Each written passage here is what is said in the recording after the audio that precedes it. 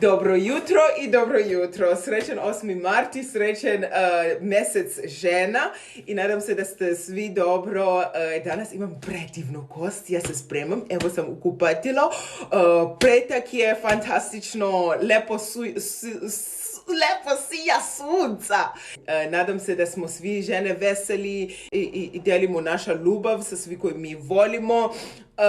Mene inspiracija, pošto ovaj stare kućice, mene je jako mi je drago, oni mi se tamo na moje baba, tako stare kućice, uvek sam, moja baba živjela isto u kuće od blata, to je zaista istino i to uvek, to ostajalo u mene najlepše osjećanje. Želim da ovaj dan, da se družimo sa još jedno stara bakica ovdje u naše selo. Ona puni 90 godine, ona je mnogo slatka, predivno, piše knjiga. Što sam primetila da kod nas na selu kad šetaš, vidiš neki, ima dosta stare žene koji pišeju i tako. Ana Dudaš piše knjiga za dece. Znaš, kad sam bila, ovaj nedjelje sam bila kod nje na kući i baš sam bila u šoku. Prvi, baš da je slatka. Dobro, još uvijek nije odsvećene, kad bude bila cveće, podsvećali, snimat ću kako je lepo.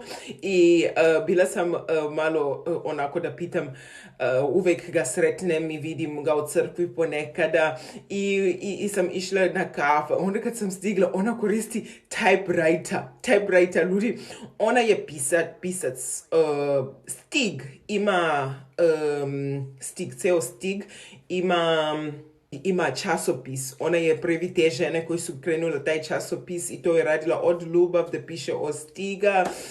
Dolazi iz, što su stvari koje sam naučila kad sam bila kod njena na kafa, dolazi iz Slovakije, Čekoslovakija. Tako interesantna stvari.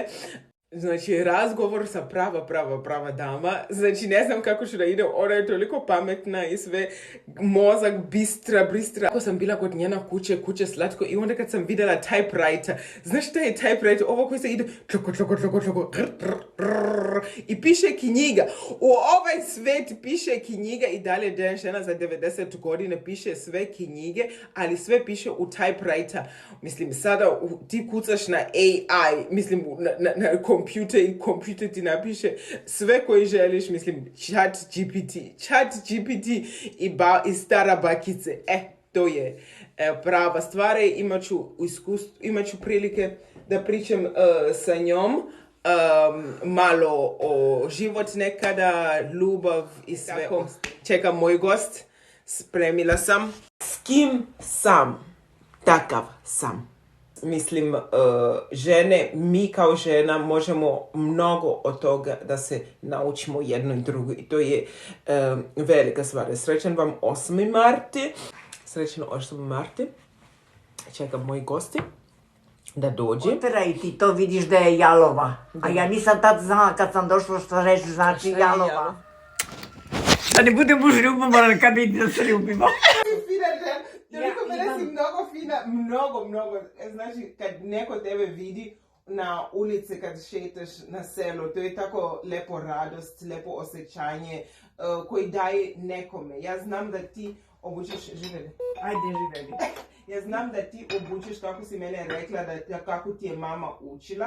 Da. Ali, da li znaš, tu nema veze od sebe, kako si sebe vidjela u ogledalu i tako lepo izgledaš. To ne znači, to daje nekome koji tebe gleda, nada nekako. Mene mi to daje baš... Pa kaže juče jedna, kaže, mi sve pokušavamo da budemo ko ti, ali nama ne uspije. Ne može! Istino! Znaš šta je to? Istino, to je toliko istino. Ja sam to primetila, da kad se tiče, kako se kaže, neki žene, ti uđeš u nečije kući i vidiš kako je neko pedantno, drži kesice, čuva. Svaki kese spakuje lepo i sačuva, a ti čuvaš te kese, a nikad ne koristi. I onda imaš gomila stvar, ne možemo svi da budemo isti. Pa jeste! Znaš koliko trudimo da izgledamo... Bože što ti je lepo. Ovo je seoska kuća, pogledaj. Kakav kontrast. Ono i ovo. Jeste, to je to. Vidiš. I mi smo trudili da ostane ona tako kako jest. Da. Nismo htjeli da ga menja, uopšte, zato što mislim da tako ne sme da ga... Ne, nikom ne smeta. Baš naprotiv, toliko je prijatno. Nisam očekivala. Ja sam mislila, možda kako si mogla da uzmeš seosku kuću, a praviš tako lepu kuću tamo. A ono, ti si prepravila sve. I ona je stvarno, ako gledaš ovaj kuće, zaista ti osjećaš da ona ima život. Kuće sam sebe ima život. Da. Ti veruješ u to? Tačno, verujem, kako da ne. I tu ćeš da imaš, bez obzira što ima tajnu kuću, ta bila velika duša, najbolja žena u Crnicu. Ali ti si mi rekla kako si primetila da je ona prava žena, prava da se druži, što je uzela hleb i stavila u rukavice, kese i rukavice u kese, i to si znala da taj čovjek hoćeš da družiš sa njom. Toliko čista bila. Strašno. Nijednu ženu u Crnicu ja to nisam vidjela da radi. Ne radim ni ja to da stavimo. Ali ja sam vidjela kako ti uzmeš drvo i onda sada, ja kad sam vidjela to, ja sam u glava 3 puta trebala da pitam sebe, ti si uzela sa rukavice i drižeš drvo i staviš u tome sa tom torba fino, ideš da naložeš drvo. Po tom drvetu miševi šetaju, ja sam plašim miševa. Drižeš tam. Ne, pobegla bi, ja ne bi mogla da uđe. Znaš, kad je bio moj muž, još dok je bio tu sa mnom, on je bio, zvao ga neki čovjek, bio neko bolestan. I napili su se. I on malo zakasnio i ja vidim, ostavio vrata otvorena kad je izlazio.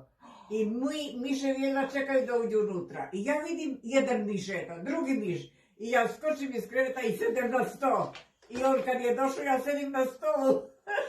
Ceo dan si samo sedela na stol? Možda sat, to je noć bila. Možda sat. I on dok nije ubio miševe, dok ih nije ubio, ja nisam mogla da siđem sa stola. I tačno sam znala da je to prava ljubav i da ćemo mi celog života da budemo zajedno.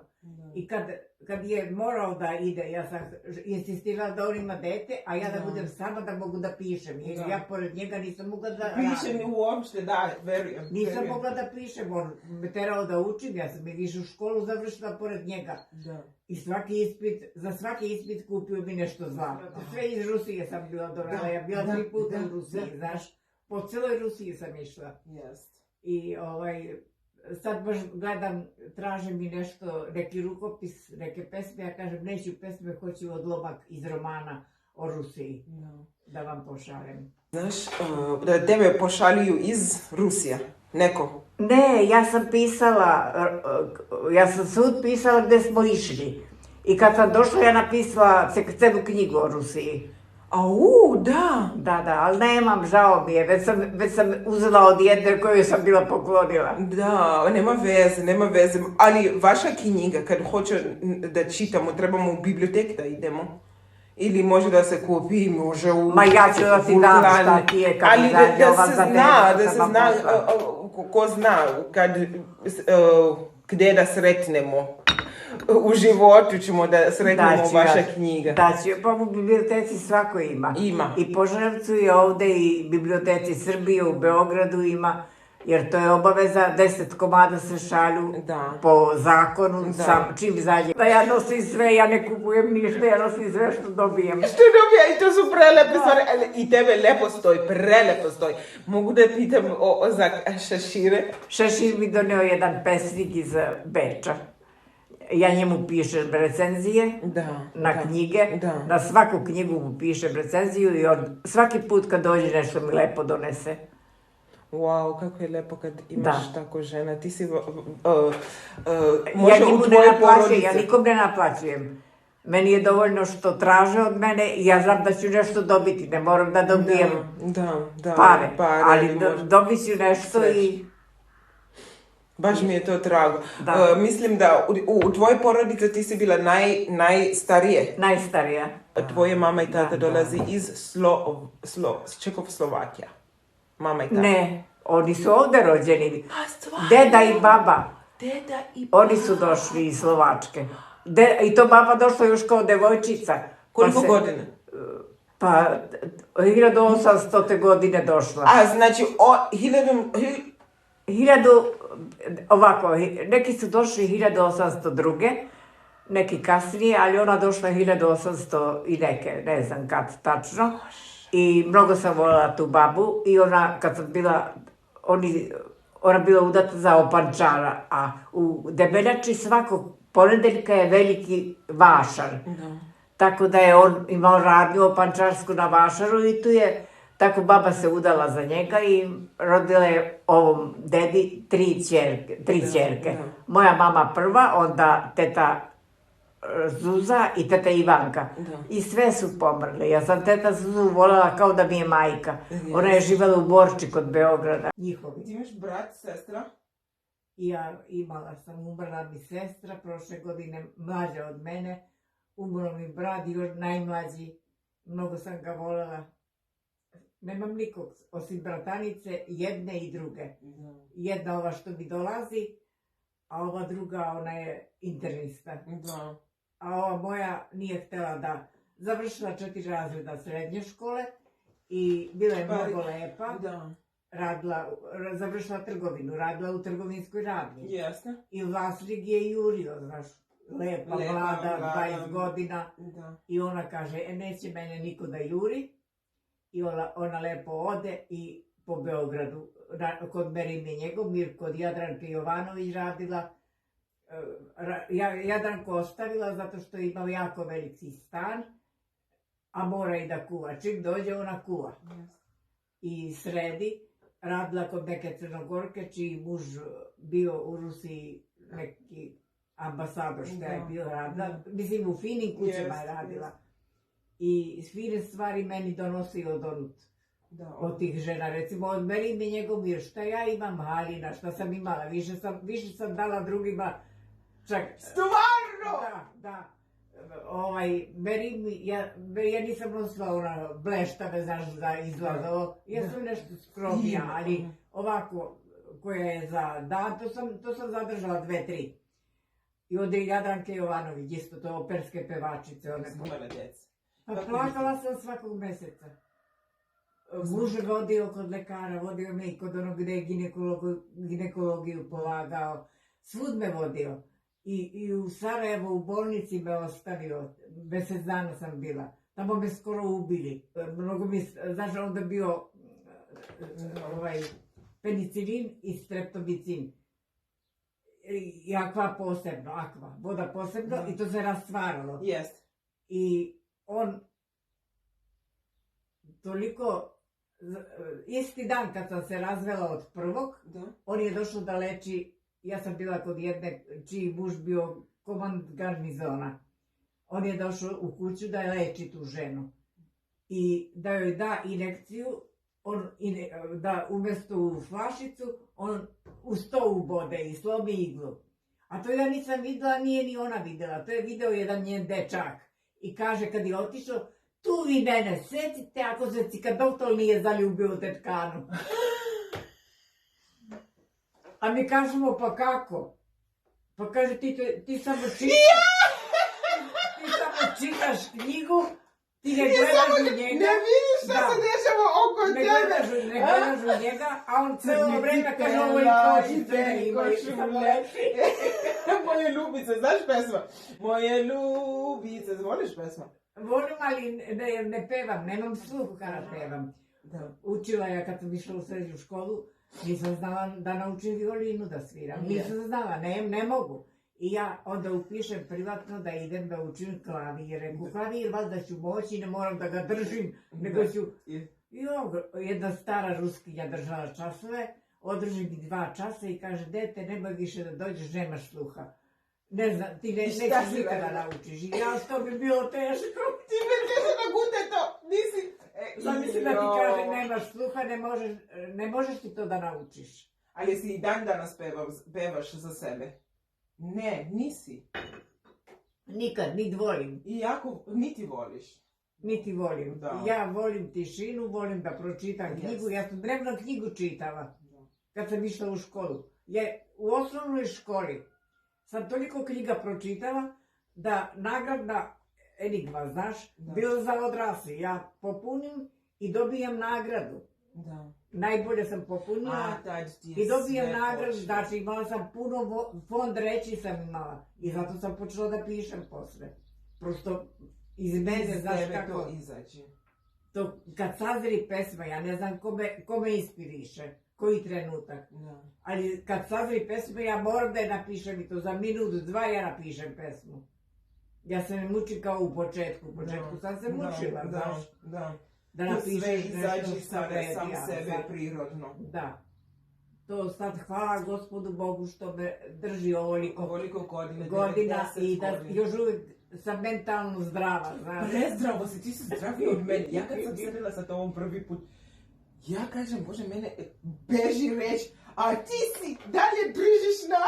Ja kažem, moram da malo družim sa tobom, može i moje mozak će da bude bolje. Pa rekla mi, dragica, da se družim sa tobom. Ona rekla, nije. Rekla mi, kad ste došli ovdje, kaže, evo, druži se sa njom. Ja kažem, pa i ne mogu ja da je uhvatim za ruku i kažem... Da, zato što ona je teško da ga uhvatim. Postepeno da prije. Nisam vidjela njih, uopšte da... I sutra dan dođe, beba kaže, beba se zvala ta žena. Beba kaže, Ano, nemojte da vezete sada ili da čitate knjigu, nego lepo da gledate da li vas gleda. A i ja ću da gledam. Da ne gledam knjig. Gledite napred, da. Ja kažem, ja to ne mogu, gledaj i ti, reku bebo. I ona gleda. Kaže, tačno, moj mali, dobro video zaljubljeni on u tebe. I zamisli, bili smo 6 godina zajedno i 34 još posle. 40 i nešto godina smo bili zajedno. Koliko? Da, on je dolazio 2-3 puta nedeljno kad sam ja njega oženila. Ja sam ga oženila da ima dece. Da. Znaš? Da, jeste, ti si to radila za njega. To ne jedna žena ne bi uradila. Nego bi se borila. Krajica! Molim me? To je pametno, to je mudrosti. Da, ja sam to uradila. Da ja mogu da pišem, da budem sama. Jeste. Da mi niko ne smeta, jer on meni nije dao da piše pesme. On se ljutio, kaže, bolje čitaj knjigu nego da pišeš te pesme. On mi nije dao. On nije voleo pesme uopšte. I ako sam sve pesme ljubavne pisala njemu, sve, nikom drugom, samo njemu. Jedva čekam da čitam te knjige, jesu na čirilice?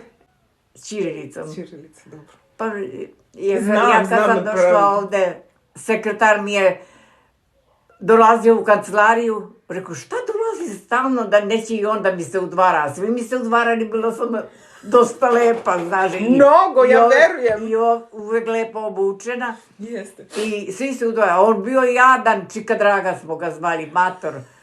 Šta dolazi, a ne sme da mi kaže. Hoću nešto da ti kažem, a ne smem. Ma šta, Čika Drago, recite. On se zakaše onako. Znaš, jel ti znaš ćirilicu? Rekao, znam. Nemoj više latinicu da pišeš, ova mi se žali, ne može da pročita latinicu. A ja došla iz Banata, u Banatu se piše latinica. Da. Ja došla iz Banata ovde, ja kažem, ja čak i volim, reku, ćirilicu više nego latinicu. I ja počela da pišem onda ćirilicu, ja više ne pišem latinicu. Samo pišem u slovačku kad pišem i I dalje, znaš da pričaš, znaš da pričaš Slovake? Znam. A hoće da nešto mi kaže da kao nešto lepo, kao lepo dan, šta si budila da radiš, da čujem kako izvuči. Čo budeš robit dnes?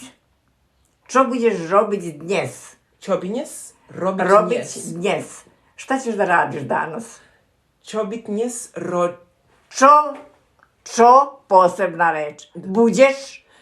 Čo budeš? Robit dnes. Čo budeš robit Budeš dnes? Dnes. Čo budeš robit dnes? Čo budeš robit dnes? Kad si pričala da si bila u voz. Šta si mi rekla? Bila si u voz. Imala si 2 kikice, a dečaci oko tebe su smetali tebe. Da. I onda su pitala samo, ako si Srpkinje, možeš da sediš u ovoj stolici? Da. Možeš da sediš među nama, ako nije, ne može. To oni kažu profesoru. Da. A ja sam čula šta pričaju. I ja se okrenem, nisu trebali da me pitaju, ja se okrenem i kažem, ja sam Srpkinja. Ali nisi, samo da njih malo... Samo da je malo ono... Da. I tako sam ti ja postala Srpkinja. Yes. I čim sam, posle toga, vrlo brzo sam se ja udala i pobegla za jednog iz Požarevca. A mnogo sam pogrešila. Majka me volela, a on je bio ljubomoran na mene strašno. On, te muško. Muškarac taj. Bio je lep, zato sam i pobegla sa njima, ali nisam ja pobegla da ja budem njegova. Da. Nego sam pobegla da vidim Požarevac. Ja sam mislila, on će da me čuva, pa kakvi to... Ali ja mogu da ti kažem nešto. Mislim, muškarice su super kako je, ali kad bude ljubomorna, to pravi žena da beži. Ja mislim. Pa ja sam pobegla tek posle 9 godina od njega. Posle 9 pa znam. Ali za tih 9 godina sam 3 puta bežala i on me vraćao. Našao me, gde god sam bila. Ljubav je opasna stvar. Našao me, da. Mi ćemo svi da se vrati u tih loše odnose. I posle toga, zamisliti ovo, kad je on trebao da umre, ja nisam znala da je on bolestan. On je imao karcinom grla, to nisam znala. Tek posle 20 godina kad sam ja otišla od njega, moja mama kaže, zamisli bio je Aca kod nas. Šta će Aca kod vas u Kovačici? Kaže, došao, doneo nam kafu, stajao, nije hteo da sedne i gledao tužno i otišao. Bio kod moje sestre, bio kod jedne tetke, kod druge tetke. Gde god smo odlazili mi, on je bio da se oprosti sa njima. Ja mislim da možda on ti je volelo mnogo. Jeste, voleo me. Ja znam da me voleo. Kad njemu kaže, ja idem, vraćam se s tavana, nosim veš i čujem priča on sa njegovim ocem. I njegov otac mu kaže, oteraj ti to, vidiš da je jalova. A ja nisam tad znala kad sam došla što reći znači jalova. Ajde, kaži mi što je jalova. Jalova, pa to što ne može da rodi, znaš. To znači to. I ja dođe on u sobu, ja kažem, šta ti to znači jalova? To što nemaš dece. A on je njemu odgovorio, ja ne mogu bez nje da živim. Tako je odgovorio ocu. Ja ne mogu bez nje da živim i neću da je oteram. A otac mu kaže, oteraj ti to. To majka ne bi, majka me obožavala njegova. Obožavala me, a otac je bio... Ne mogu da verujem da neko bi mogla tako ostro da bude. To je baš ostro. Tako je rekao. A šta dobiješ od toga, brate? Ja ne znam. Baš je sad, a majka ovog drugog nije me voljela, a majka prvog me voljela. A ovaj me obožavao, on njen. Da. Draga moja, ja moram da idem. Ajde, idem. Hladno je, vidiš da sam ti donela i mleko. Ajoj, to što nisi rekla, bila bi stavila mleko. Sada sam ti dala gorko kao. Ne mari ništa, dobro. Ovo da ne nosim. Otišla mi je gosti, jako je trebala da se žuri u poštu. Ali bar smo dobili te priče, punila je 90 godine, idem sada, zaboravila je njena cveće. Znači, srećan 8. marti, dragi žene moji. I žene koji imaju dece, i žene koji nema, i žene koji sada proba i pokušavaju da imaju dece. Da znate da ovaj život ne bi bila isto bez vas. Želim vam godine puno proleće, puno rod, u vaša porodice, u vaša baštu, u vaša posla. Ljubim vas puno i srećan dan žena. Nekako mislim da ovaj razgovor jako mi je naučila dosta puno reći i oštro i pametno reći. Nekako kad pričaš sa ovakvi žene, ti uđeš u neki drugi svet i to je pointe. Različni smo u ovaj svet i želim vam divan vikend i da slavite svi žene, svi muškarci, da slavite sa vaše žene koji volite najviše i ljubim vas puno. Vidimo se na sljedećem podcastu.